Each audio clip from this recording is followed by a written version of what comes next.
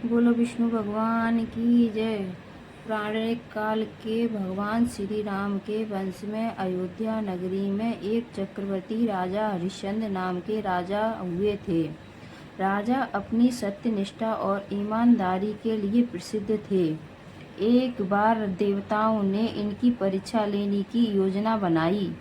राजा ने स्वप्न में देखा कि ऋषि विश्वामित्र को उन्होंने अपना राजपाट दान दिया है।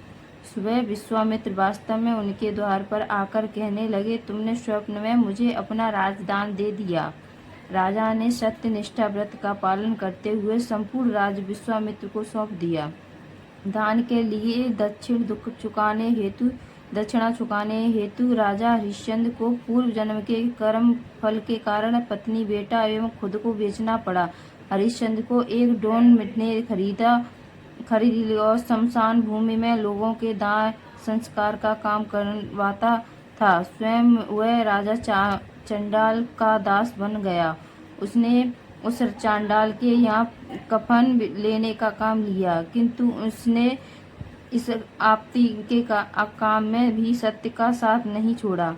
जब इसी प्रकार उसे कई वर्ष बीत गए तो उसे अपने इस नीचे कर्म पर बड़ा दुख हुआ और वह इससे मुक्त होने का उपाय खोजने लगा। वह सदैव इसी चिंता में रहने लगा कि ये क्या करूं, किस प्रकार इस नीच कर्म से मुक्ति पाऊं। एक बार की बात है, वह इसी चिंता में बैठा था कि गौतम ऋषि उसके पास पहुँचे। हरिश्चंद्र ने उन्हें प्रणाम किया और अपनी दुख भरी कथा सुनाने लगे।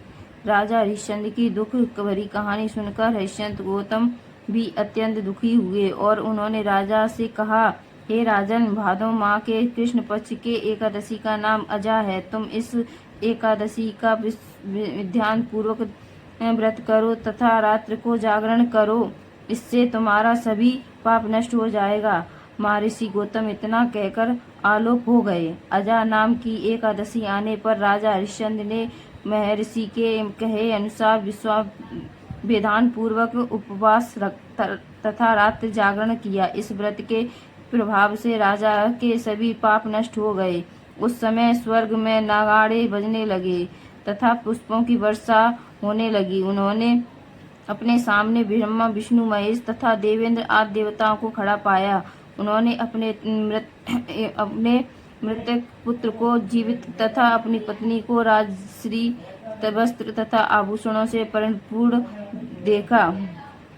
व्रत के प्रभाव से राजा पुण्य अपने राज्य की प्राप्ति हुई। वास्तव में एक ऋषि ने राजा की परीक्षा लेने के लिए यह सब कौतुक किया था, परंतु अजा एकादशी के व्रत के प्रभाव से ऋषि द्वारा रची गई सारी माया समाप्त हो गई और अंत समय में हरिश्चंद्र अपने परिवार सहित स्वर्गलोक को गया।